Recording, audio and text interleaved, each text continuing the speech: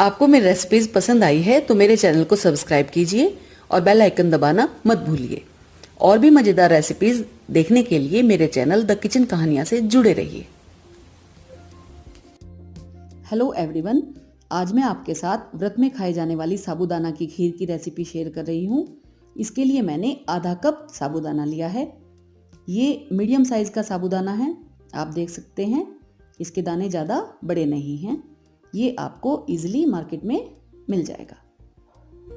सबसे पहले हमें साबूदाना को अच्छी तरह से धोना है। इसमें हम पानी डालेंगे और इसको हाथ से मसल कर अच्छी तरह से धो लेंगे, जिससे इसके अंदर जो स्टार्च होता है वो हट जाएगा। और खीर बनाते हुए जब हम इसको दूध में डालेंगे तो खीर का फटने का डर बिल्कुल भी नहीं रहेगा। ये देखिए, मैंने 2-3 बार इसको अच्छे से धो लिया है। और अब इसमें थोड़ा सा पानी डालकर इसको हम भिगो कर रख देंगे 1 घंटे के लिए। ये 1 घंटा हो गया है। जो हमने थोड़ा सा पानी डाला था वो साबूदाना ने एब्जॉर्ब कर लिया है और ये अच्छी तरह फूल गया है। ये हम दबाकर इसको चेक कर रहे हैं, सॉफ्ट हो गया है। अब हम खीर बनाना शुरू करते हैं। इसके लिए हमने आधा कप पानी में 1 घंटा भिगो कर रखा हुआ साबूदाना लिया है, आधा कप चीनी ली है और आधा लीटर दूध लिया है। यानी ये रेशो मैं इस तरह रखती हूँ, आधा कप साबूदाना, आधा कप चीनी और आधा लीटर दूध। इससे खीर एकदम परफेक्ट बनकर तैयार होगी। थोड़ी सी मैंने चिरौंजी ली है, कुछ बादाम बारीक काट लिए हैं, काजू लिए हैं थोड़े से और किशमिश ली हैं। आप अपने पसंद के ड्राई फ्रूट ले सकते हैं।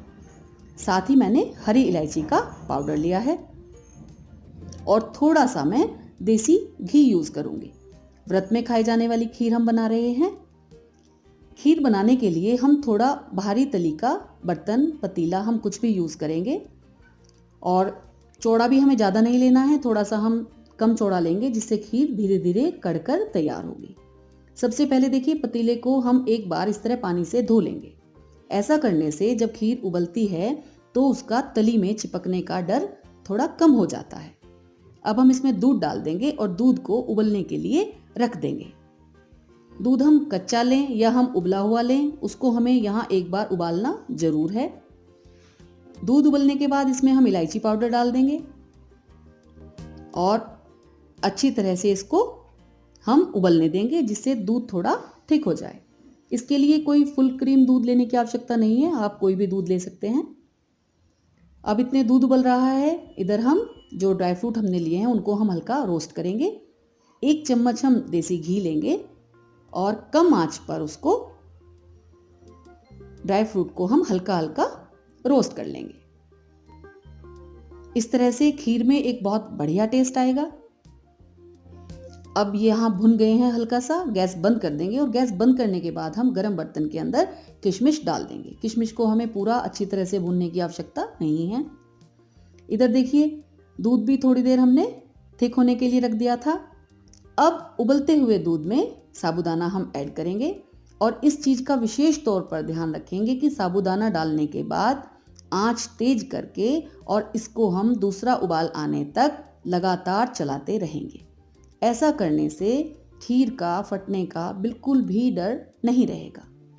बस एक बार हम साबूदाना डालने के बाद जब तक इसमें अच्छी तरह उबाल आ जाता है, इसको लगातार चलाते रहें। ये देखिए, हमने साबूदाना इसमें ऐड कर दिया है और ये इसमें दूध में उबाल आ गया है। अब हम आंच को कम कर लेंगे और थोड़ी देर इसको हम कम आंच पर साबूदाना को पकने देंगे। बीच बीच में इसको हमें चलाते जरूर रहना है। और यहाँ देखिए आप, इसको 10 मिनट हो गए हैं। साबूदाना अच्छी तरह पक गया है। इसकी पहचान होती है कि जैसे ही साबूदाना पकना शुरू होता है तो वो ट्रांसपेरेंट होना शुरू हो जाता है। यहाँ खीर में साबूदाना अच्छी तरह से पक चुका है। अब हम यहाँ ड्राई फ्रूट डाल देंगे। इसको हमने देसी घी से हल्का सा भून कर डाला है, इससे खीर में टेस्ट भी बहुत अच्छा आएगा। और व्रत में खाई जाने वाली खीर है तो ये एनर्जी से भी भरपूर हो जाएगी। इसमें मेवे भी पड़े हैं, थोड़ा सा घी भी डला है। लास्ट में हम इसमें चीनी डाल देंगे। चीनी आप अपने हिसाब से कम ज़्यादा कर सकते हैं, लेकिन अगर आप इसी रेशो से खीर बनाएंगे तो खीर डेफिनेटली बढ़िया बनेगी और उसका रेशो भी बिल्कुल एकदम ठीक रहेगा। चीनी डालने के बाद खीर को हम अच्छी तरह से चला लेंगे। अगर आप गर्म ही खीर खाएंगे तो यहाँ इसको आप थोड़ा और थिक कर लें, लेकिन यदि आपको ठंडी खीर खानी है तो इसको हम थोड़ा सा पतला ही रखेंगे, क्योंकि ठंडा होने के बाद खीर वैसे ही थोड़ा गाढ़ी हो जाएगी। और खीर बनकर तैयार हो गई है, इसको हम सर्विंग बोल में निकाल लेंगे। ये देखिए, व्रत में खाने के लिए बेहतरीन साबूदाना की खीर बनकर तैयार हो गई है। ऊपर से इसको मैं 1-2 बादाम से गार्निश कर रही हूँ। और इस रेसिपी को आप ज़रूर ट्राई करें, नवरात्रि में या व्रत में किसी भी आप इसको बनाकर ज़रूर खाएं। रेसिपी पसंद आए तो प्लीज़ लाइक करें और शेयर भी ज़रूर करें।